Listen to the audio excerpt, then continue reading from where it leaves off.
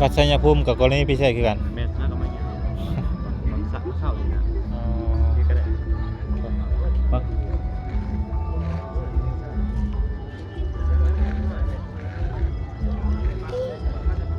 จะเดียวเนี่ยสมบัติของสมณีนะบัตรจ้ะบัตรเด้ออย่าจงใจนี่แหละเป็นบัตรที่จะพาสแกนเด้อมาครับไลฟ์สดตามอาจารย์ด้วยแบทเสร็จแล้วอาจารย์จะยกมือคนกับน้าเนี่ยน้าเนี่ยไลฟ์ทุกคนให้เป็นไลฟ์เลยอัดตู้กันหน่อย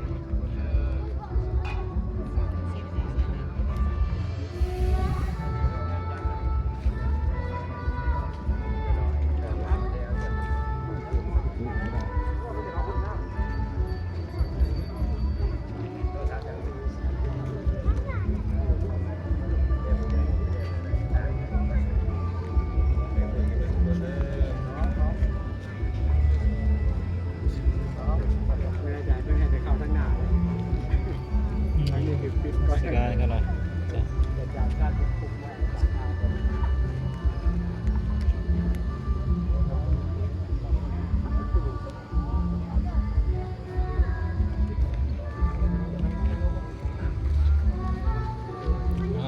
น้อย2 องค์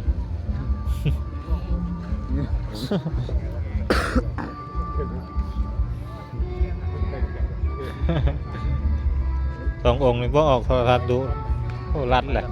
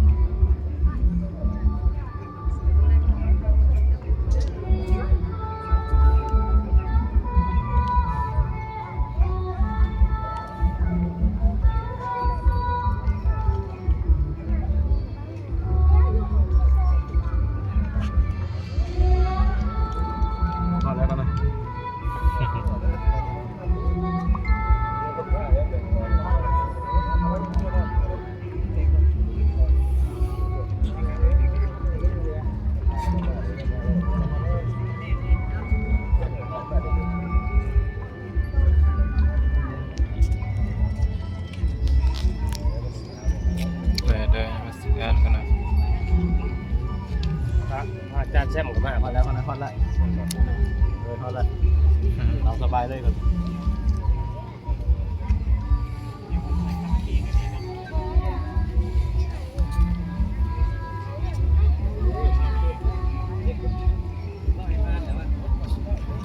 ไอ้ปุ่ม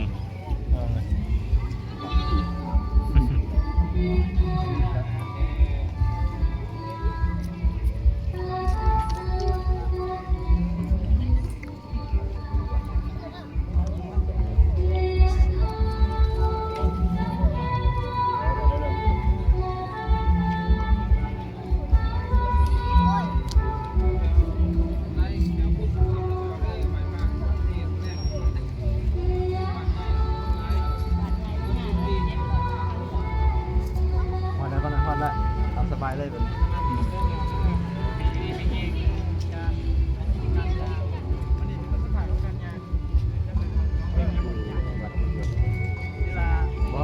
วันที่เขาอยู่ประมาณ50ที่เดือนมาจาก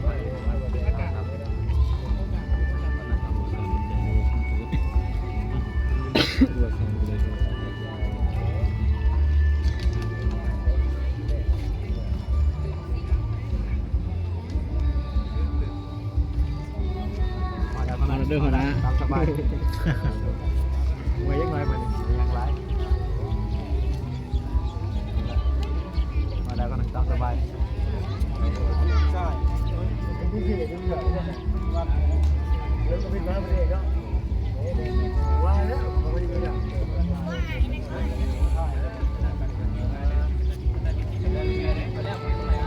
ครูบาอาจารย์หลายกว่าเน้นวะ เงิน10 เท่าคุ้มอยู่ว่ามีประเด็นเวลาแท้ดิโอ้ยไปมีผ้าไปเอาเลยครับผ้าไปไหนก็เลยนะไอ้เรื่องนั้นผ้าไปดีแทนจะวันไม่ขาวไม่ได้โดนยอมผ้าไปไหนก็ยิ่งเป็นเดี๋ยวตั้งกุ้งวงกุ้งเรียนดีๆเนี่ยดีกว่ากายเวลาไม่กายไม่หนักก็ได้เยอะเห็นเพื่อนในน้ำมันที่น้ำมันสูงเนี่ย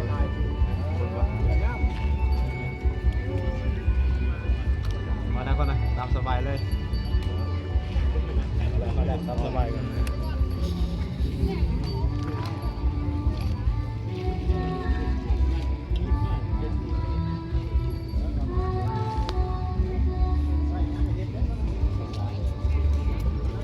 7 โมงนะจะได้ไหวไหมประมาณมากเป็นปี6 โมงครึ่ง อาบน้ำอาบในอีกบ่ มัน7 โมงหรือ7 โมงครึ่ง7 โมง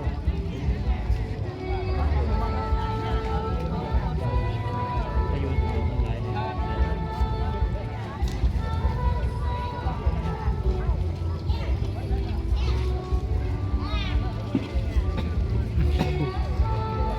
พอแล้วพอแล้วตามสบายเลย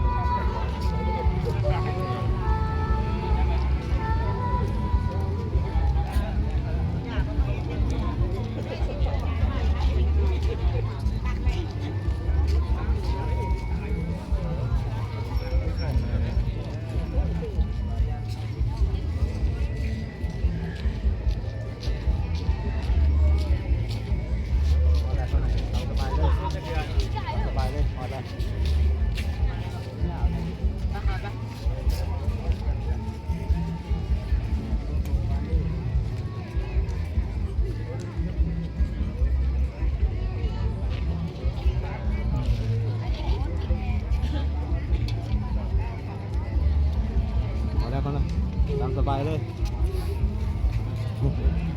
หายใจฟืดเลย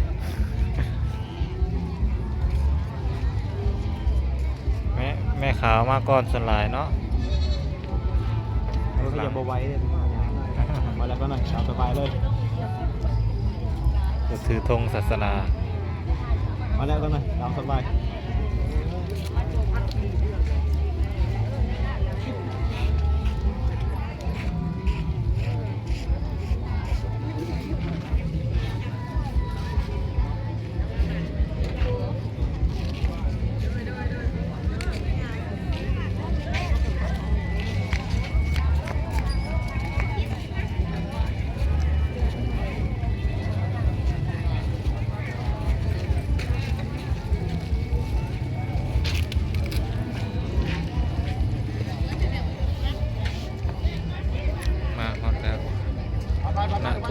จากเวียงฮอดบัดไฮโซกบัดนี้